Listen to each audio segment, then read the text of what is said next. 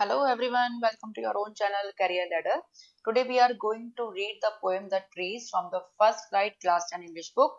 This poem is given behind the chapter 5 Glimpses of India and the writer of this poem is Adrienne Rich. तो ये poem है एक हमारे बहुत important issue के बारे में और वो इशू है डिफॉरेस्टेशन का। तो एक तरफ तो हम क्या करते हैं अपने घरों में प्लांट्स लगाते हैं घरों को डेकोरेट करने के लिए ऑर्नामेंटल प्लांट्स लगाते हैं, ठीक है। और एक तरफ हम क्या करते हैं कि जो हम डिफॉरेस्टेशन करते हैं यानी हम अपने जंगलों को ही साफ कर दिया है। तो क्या कोई ऐसा फॉरेस्ट हो सकता है जिसमें ट्रीज ही ना हो? ठीक है। तो यहाँ पे पोइट जो है हमारी एड्रियन रिच, उन्होंने एक ऐसे फॉरेस्ट के बारे में बताया है जिसमें ट्रीज ही नहीं है। तो चलिए आइए देखते हैं पोइट क्या कहना चाहती है। Can there be forest without trees? क्या ऐसा फॉरेस्ट हो सकता है जिसमें पेड़ ना हो? Where are the trees in this poem? तो इस पोएम में ट्रीज कहाँ हैं and where do they go, और वे कहाँ जा रहे हैं? तो चलिए आइए देखते हैं। The trees inside are moving out into the forest that was empty all these days, where no bird could sit, no insect hide, no sun bury its feet in shadow. The forest that was empty all these nights will be full of trees by morning. तो इस stanza में poet क्या कहना चाह रही है? The trees inside are moving out in the forest. Trees inside का मतलब है यहाँ पे कि घरों के अंदर जो ट्रीज है अब वो फॉरेस्ट की तरफ, बाहर की तरफ मूव कर रहे हैं। तो ये बहुत इम्प्रैक्टिकेबल बात है क्योंकि ट्रीज जो है मूव नहीं कर सकते।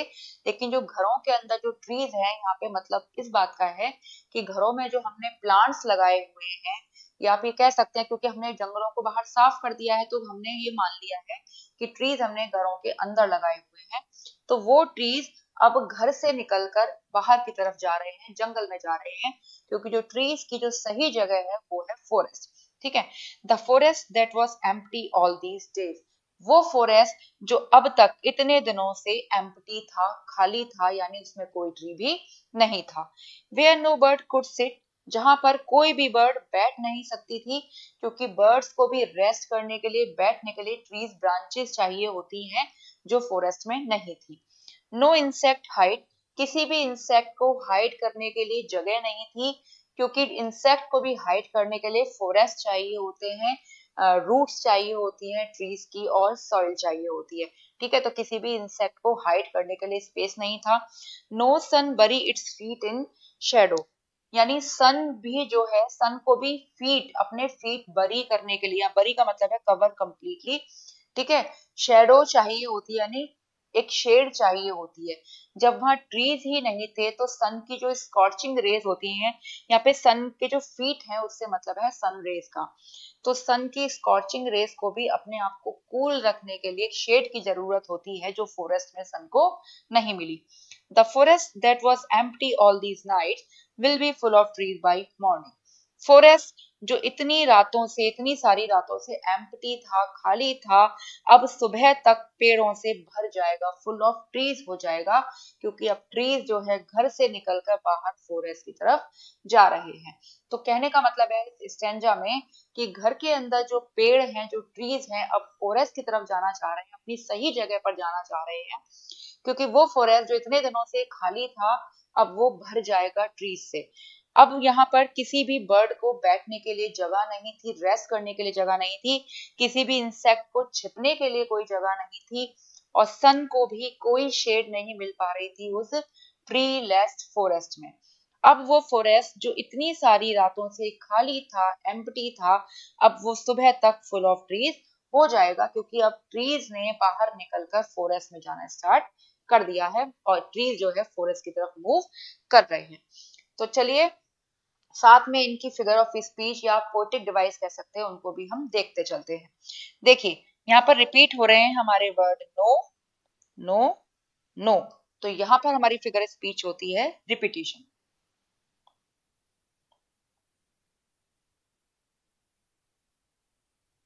ठीक है। अब हम यहाँ कहते हैं सन बरी इट्स फीट इन शेडो। ठीक है। तो यहाँ हमने सन को पर्सोनिफाइड किया है, यानी ह्यूमन बींग्स की तरह से हमने कंपेयर किया है। तो इस वाली लाइन में होता है हमारा पर्सोनिफिकेशन।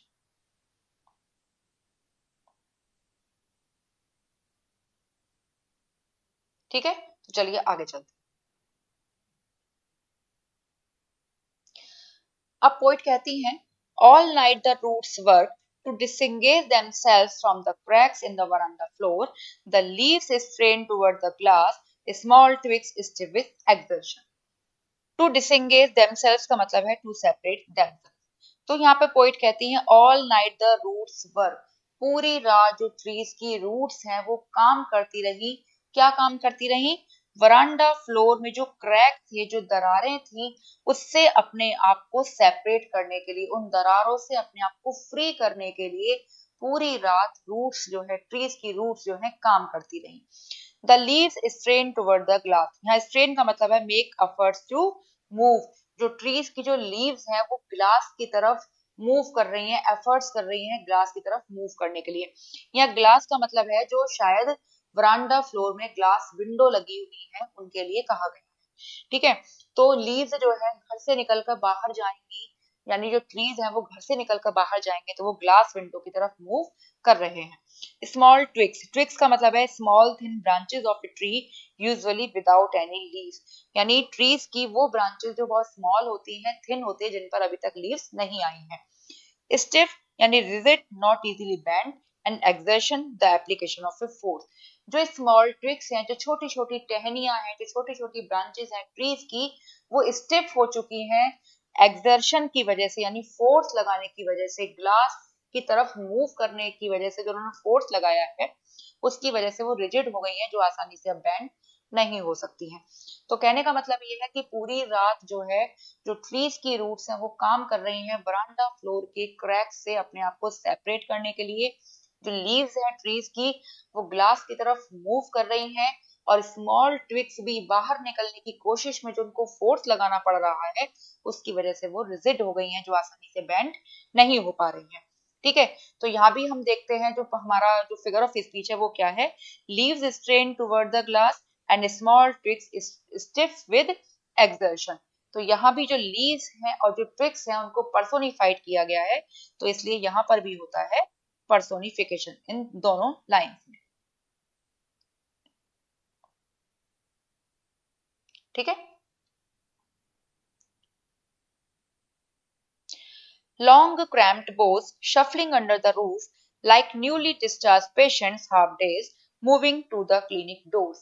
यहाँ cramped के means हो गया not having any space, enough space, bows यानी branches, shuffling moving repeatedly from one position to another, and half days का meaning हो गया partly confused.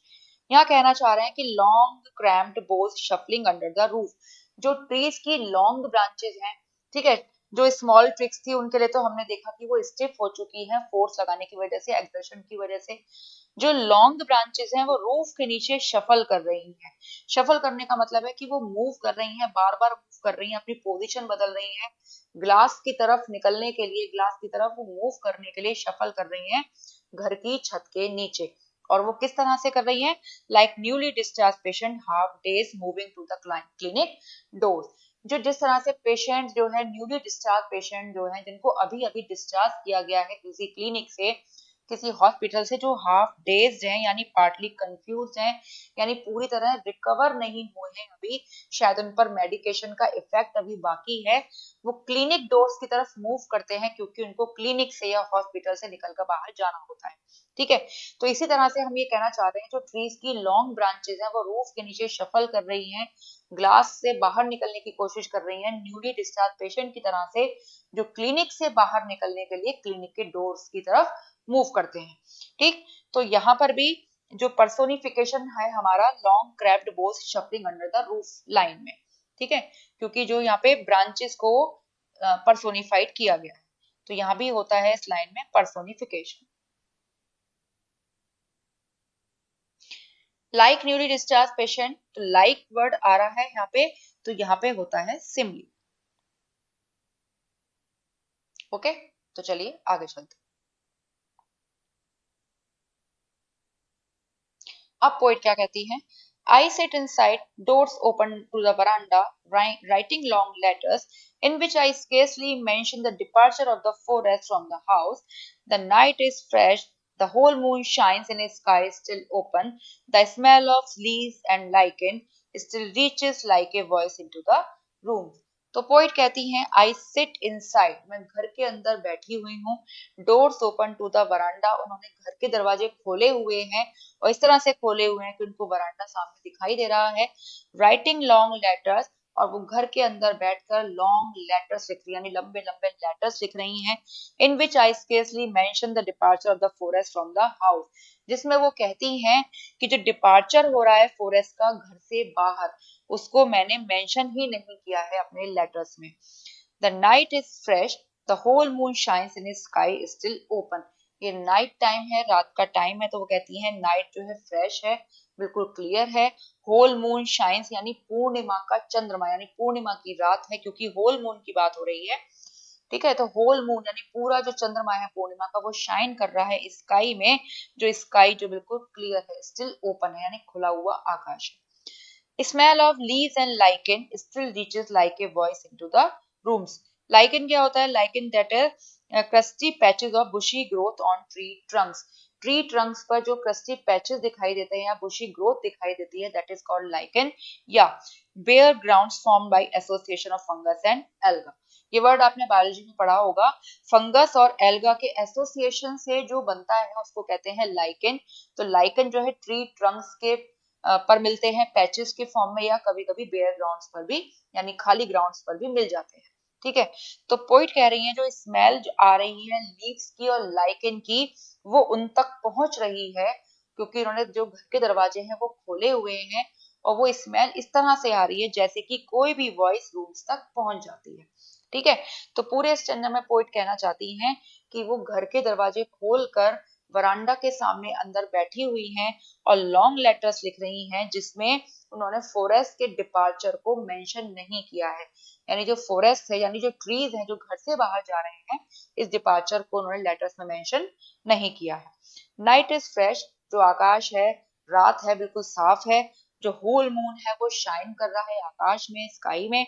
स्मेल आ रही है उनको लीव्स और लाइकेन की, और वो इस तरह से आ रही है जैसे कि इतने आराम से उनको स्मेल आ रही है लीव्स की एंड लाइकेन की, जैसे कि कोई भी वॉइस रूम्स तक पहुंच जाती है।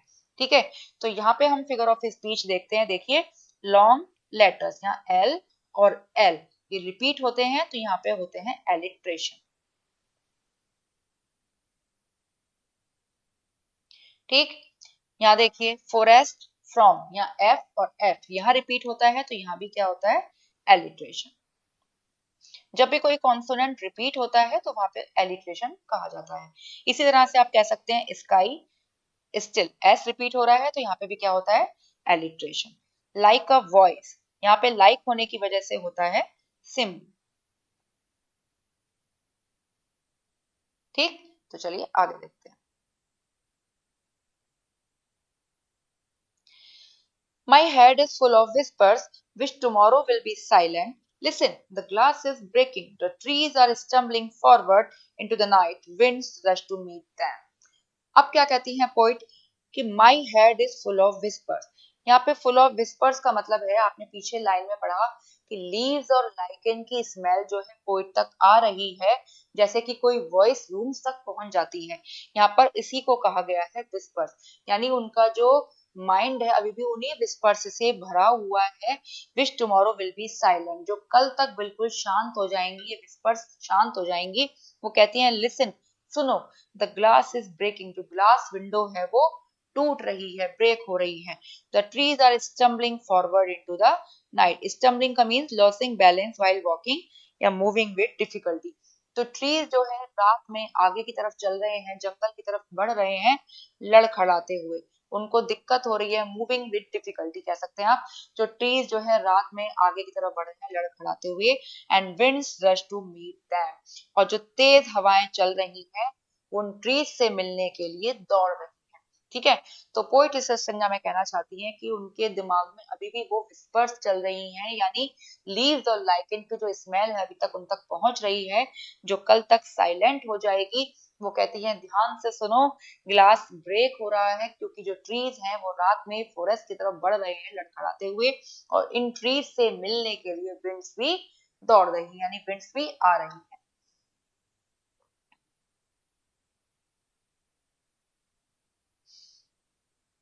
The moon is broken like a mirror.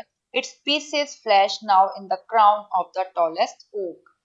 तो यहाँ पर पोइट कह रही हैं moon is broken like a mirror, जो मून है वो ब्रेक हो रहा है, मून भी टूट रहा है लाइक ए मिरर, एक मिरर की तरह से, and its pieces flash, flash का मीन्स है टू शाइन ब्राइटली और suddenly, and oak, oak is a large tree having strong hard wood. ठीक है, तो जो मून के पीसेस हैं, जो मिरर की तरह टूट गया है मून, उसके जो पीसेस हैं फ्लैश कर रहे हैं टॉलेस्ट ओक के क्राउन में। ठीक है, जिस तरह से आप देख सकते हैं इस फिगर में कि मून के जो सामने है ओक की शेडो पड़ रही है, जिसकी वजह से पूरा मून नहीं दिखाई दे रहा है, आप इनको मून के पीसेस कह सकते हैं। ठीक है, कि मून के पीसेस जो है दिखाई दे रहे हैं, जो ऐसा लग रहा है कि जो टॉलेस्ट ओक के क्राउन में अब मून के पीसेस मिरर की तरह से शाइन कर रहे हैं। ठीक, तो यहाँ पे फिगर ऑफ स्पीच हम देखते हैं लाइक अ मिरर, लाइक होने की वजह से यहाँ पे होती है सिमिलर। ठीक है, तो आपको ये एक्सप्लेनेशन समझ में आ गई होगी। आई थिंक आपको पोएटिक डिवाइस या फिगर ऑफ स्पीच की नॉलेज भी आपको समझ में आ गई होगी, क्योंकि आपके पेपर में, जो आपके एग्जाम में आपको क्वेश्चन भी लिखने को आता है, वहां पे आपको हेल्प कर सकते हैं। तो चलिए आइए इसकी समरी भी देख लेते हैं कि समरी आपको आपके आंसर्स लिखने में helpful. The poet wants to show the false nature that humans have tried to keep there in their houses। तो पोइट यहाँ पे शो करना चाहते हैं उस फॉल्स नेचर के बारे में जिसको ह्यूमंस अपने घर के अंदर रखने की कोशिश करते हैं। ठीक है, यानी ह्यूमंस जो है यहाँ पे एनवायरनमेंट के लिए कहा जा रहा है, डिफॉरेस्टेशन के लिए कहा जा रहा है कि फॉरेस्ट को यानी ट्रीज को यानी प्लांट्स को जो ह्यूमन बींग्स हैं अपने घरों में अंदर रखने की कोशिश करते हैं। The poet says that the forest has been empty for long due to the forestation. तो पोइट कहता है कि फॉरेस्ट जो है बड़े लंबे समय तक खाली रहा डिफॉरेस्टेशन की वजह से। So the birds and the insects are devoid of their homes, जिसकी वजह से बर्ड्स और इंसेक्ट्स को अपने घर छोड़ने पड़े। ठीक है, क्योंकि बर्ड्स और इंसेक्ट का जो घर होता है वो भी क्या होता है, फॉरेस्ट ही होते हैं, ट्रीज ही होते हैं। ठीक है, जब डिफॉरेस्टेशन हो गया, ट्रीज ही नहीं रहे, तो बर्ड्स और इंसेक्ट्स के भी घर चले गए। The sun rays do not have trees and leaves to fall upon। Trees ना होने की वजह से सन रेस को भी ट्रीज नहीं मिल रहे और उन लीव्स नहीं मिल रहे कि उनकी शेडो किस पर पड़े। ठीक है, ट्रीज होने की वजह से क्या होता था कि सन रेज भी अपने आप को कूल कर लिया करती थी और सन को भी शेड मिल जाया करती थी, लेकिन अब ट्रीज नहीं है तो ट्रीज और लीव्स की भी शेडो अब नहीं पड़ रही है। But now the forest will be full of trees by the next morning as the trees inside are moving out of the boundaries of the houses into the forest। लेकिन अब जो है जो फॉरेस्ट है वो फुल ऑफ ट्रीज हो जाएगा अगली सुबह तक। ऐसा क्यों? क्योंकि जो ट्रीज घर के अंदर है वो अब घर की बाउंड्री से निकल कर बाहर जा रहे हैं इनटू द फॉरेस्ट, फॉरेस्ट में। Further, she adds that the roots of the trees are struggling hard to free themselves from the floor of the veranda। तो आगे पोइट कहती हैं कि जो ट्रीज की रूट्स हैं वो हार्डली स्ट्रगल कर रही हैं अपने आप को फ्री करने के लिए वरांडा के फ्लोर से। ठीक है, वरांडा के फ्लोर में जो क्रैक हैं उनसे अपने आप को फ्री करने के लिए स्ट्रगल कर रही हैं ट्रीज की roots, as they are suffocated now with the limited space available for their growth. और ऐसा क्यों हो रहा है? क्योंकि जो ट्रीज है अब सफोकेटेड फील कर रहे हैं क्योंकि उनकी ग्रोथ के लिए घरों के अंदर उनको एक लिमिटेड स्पेस मिल रहा है, जबकि ट्रीज को ग्रोथ करने के लिए, ग्रो करने के लिए बहुत बड़ा स्पेस चाहिए होता है जो बाउंड्रीज ऑफ द हाउसेस, ठीक है, घर की बाउंड्रीज के अंदर उनको अवेलेबल नहीं है। The leaves and the branches are moving in the small area of the house like a newly discharged patient। Leaves and the branches, जो trees की leaves हैं और जो branches हैं, are moving in the small area of the house। ठीक है, वो घर के अंदर ही मूव कर रहे हैं, घर से बाहर निकलने की कोशिश कर रहे हैं न्यूली डिस्चार्ज पेशेंट की तरह से। जैसे कि न्यूली डिस्चार्ज पेशेंट जो है ईगर होता है घर से या वो सॉरी क्लिनिक से बाहर जाने के लिए, हॉस्पिटल से बाहर जाने के लिए, and are eager या desperate to move out of the glass window perhaps in search of light। और शायद ये जो है ग्लास विंडो से बाहर निकलने के लिए डेस्परेट हैं, ईगर हैं, जाना चाहते हैं शायद लाइट की सर्च में। Now the poet while sitting in her house is writing letters at night। अब पोइट क्या कर रही हैं? पोइट घर के अंदर बैठे हुए रात के टाइम पर लेटर्स लिख रही हैं। The smell of leaves and lichen reaches her like a voice full of whisper। जो लीव्स और स्मेल है लाइकेन की वो उन तक पहुंच रही है एक वॉइस की तरह से, जो वॉइस फुल ऑफ विस्पर्स है, यानी स्लो वॉइसेस। विस्पर्स का मतलब है यहाँ पे धीमी धीमी जो स्लो वॉइस होती है वो कहलाती है whisper, which expresses a desire to move out from the confines of the house. ये एक्सप्रेस करता है इस डिजायर को, ट्रीज की इस डिजायर को, जो वो घर की कन्फाइनमेंट से यानी घर की बाउंड्री से बाहर निकलना चाहते हैं। In the last the poet hears a sound of glass window breaking. Last में क्या होता है, पोइट को एक साउंड सुनाई देती है ग्लास विंडो ब्रेक करने की, यानी ट्रीज ने ग्लास विंडो को ब्रेक कर दिया है बाहर जाने के लिए। The trees are moving out and the winds meet them. Trees अब बाहर की तरफ जा रहे हैं और विंड्स उनसे मिलने के लिए आती हैं। While the trees have reached the forest, the shadow of the tall oak tree seems to divide the moon into several pieces. अब जब फॉरेस्ट जो है क्या करते हैं, सॉरी, ट्रीज जो है फॉरेस्ट तक पहुंचते हैं, तो जो टॉल ओक ट्री की जो शेडो है वो ऐसी दिखाई देती है जैसे कि मून को सेवरल पीसेस में डिवाइड कर दिया गया हो। ठीक है, क्योंकि मून लाइट को ओक ट्री की शेडो ने कवर कर लिया है, तो मून अब कुछ सेवरल पीसेस में दिखाई दे रहा है। तो इसे कहा जा रहा है कि जब ट्रीज जो है फॉरेस्ट में पहुंचते हैं तो ओक ट्री की शेडो ने ऐसा लगता है कि मून को कई पीसेस में ब्रेक कर दिया है। तो आई थिंक आपको एक्सप्लेनेशन समझ में आ गई होगी, फिगर ऑफ स्पीच की नॉलेज आपको मिल गई होगी, और ये समरी आपको आपके आंसर्स लिखने में हेल्पफुल होगी। तो मिलते हैं आपसे नेक्स्ट वीडियो में, तब तक के लिए बाय बाय।